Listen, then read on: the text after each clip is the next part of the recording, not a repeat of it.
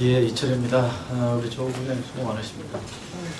저는 이 근본적인 질문에서 좀 시작해 보려고 합니다. 우리 문재인 대통령께서 왜 우리 조국 후보자를 법무부장 후보자로 지명했을까?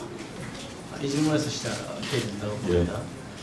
검찰개혁을 포함해서 사법개혁을 추진해달라, 마무리해달라, 이런 저는 이해합니다. 맞겠죠?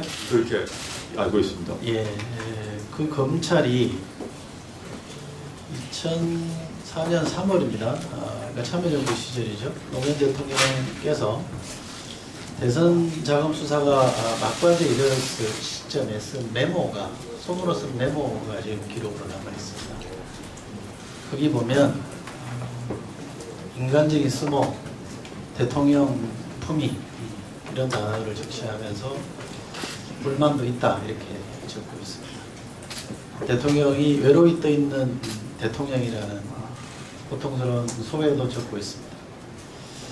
마지막에 이렇게 되어 있습니다. 검찰 지켜주자.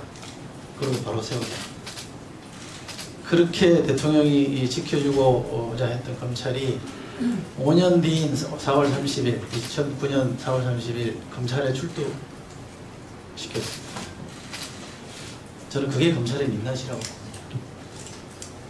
자, 이 책을 제가 하나 소개해드릴까요? 문재인, 김인혜의 검찰을 생각한다는 책. 아마 우리 후보자도 보셨을 것 같은데요. 예. 거기 15페이지에 보면 이런 대목이 있습니다. 참여정부가 검찰개혁을 한 결과 참여정부가 끝나고 나서도 개혁을 둘러싼 참여정부와 검찰의 대립은 남아있었습니다. 그 결과가 노무현 대통령의 비극적인 죽음입니다. 동의하시는 거죠? 그 점 동의합니다. 예. 저는 이런 검찰을 개혁하기 위해서 장관 후보자로 대신 조국 우리 후보자가 조금 더 철저하고 더 치밀했으면 좋겠다라는 아쉬움은 좀 있습니다. 이런 검찰을 상대로 개혁을 하시려면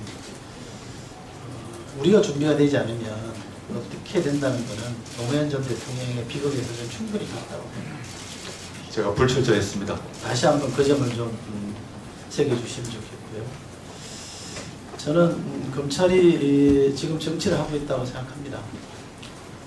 처음에 압수수색할 때는 저는 검찰의 진정성을 믿었습니다. 저는 대통령의 인사권과 국회의 청문권에 대한 침해라는 측면도 있고 저도 그런 점에서 수긍이 됐습니다만, 그러면 어쨌든 윤석열 검찰이 하고 있는, 자신들이 해야 될 일을 하고 있다, 이렇게 해석하려고 노력을 했습니다. 그 이후에 벌어지고 있는 일들을 보면 저의 그런 판단이 잘못된 거 아닌가 싶은 깊은 회의가 듭니다. 학생 생기부, 생활기록부가 버젓이 돌아다닙니다. 검찰과 본인 외에는 안 갖고 있다는 생기부가 돌아다닙니다. 온갖 증거인멸, 검찰이 아니면 알 수 없는 증거인멸의 의혹들이 기사화되고 있습니다. 급기야 오늘은 포렌식한 자료가 여기 청문회장으로 돌아다닙니다. 이 포렌식 자료가 검찰 말고 누가 갖고 있습니까? 이럴 수 있는 겁니다. 진짜 참담합니다. 그래서 제가 이렇게 하소연하고 싶고, 도대체 민정수사할 때 뭐 했습니까요? 어떻게 했길래 검찰이 이 모양입니까? 죄송합니다. 제가 그렇게 하소연 드리고 싶은 심정입니다. 솔직히. 임명되시고 나서요, 한 달간 보도된 양을 제가 비교해보면 118만 건입니다. 네이버 조사로.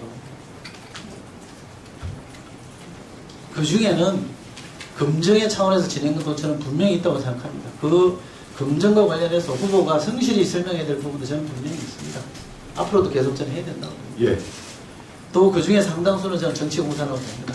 제가 작년인가요? 운영위에서 우리 김태호 사건 났을 때, 예, 기억납니다. 상임했을 때 분위기도 비교해보면 저는 일부에서는 조국 포비아가 있는 거 아닌가 싶을 정도로 조국 얘기만 나오면 난리가 없으긴 합니다. 그런 측면도 있을 겁니다. 그러나 다른 한편으로는 이 최근에 지명 이후에 우리 젊은이들이 공정의 가치에 대한 문제제기를 세상하고 있고, 그 이면에 깔려있는 불평등의 문제가 제기되는 것은 저는 긍정적이라고 봅니다. 여기 우리 정부가 응답해야 되고요. 책임 있는 대안을 저는 제시해야 된다고 생각합니다. 그럼에도 불구하고 보도 양으로만 놓고 보면 이거 좀 과하다. 118만 건입니다. 무려 한 달 만에. 저는 우리 사회를 바꿨던 가장 큰 사건 중에 하나가 세월호라고 봅니다. 세월호 참사 이후에 보도된 양을 한 달간 따지면 24만 건입니다. 최순실 처음 보도되고 나서 10월 24일 이후에 2016년 10월 24일 이후에 한 달간 보니까 119만 건입니다. 아니 11만 9천 건이고요. 제가 좀 잘 들었는데 세월호는 24만 건, 최순실 보도는 11만 9천 건입니다. 그런데 우리 조국 후보자의 보도는 무려 118만 건입니다. 잘 분별해서 보시면 좋겠습니다. 왜 우리 사회가 조국 얘기만 나오면 이러는지라는 잘 한번 생각해 보시고요. 예. 이 책에 제가 말씀드린 이 책에 이런 대목이 있습니다. 왜 검찰은 참여정부를 싫어했고 노무현 대통령을 미워했을까요? 이런 질문을 던지고 있습니다. 왜 검찰은 문재인 대통령과 조국 후보자를 싫어할까요? 생각해 보시기 바랍니다. 예. 자, 이 책에 또 다른 중요한 대목이 있습니다.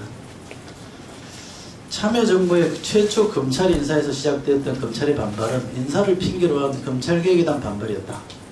검찰의 반발은 인사 문제와 상관없이 예정된 것이었다라고 진단하고 있습니다. 이 책만 보면 구구절절히 검찰개혁을 어떻게 해야 되는지 써져 있습니다.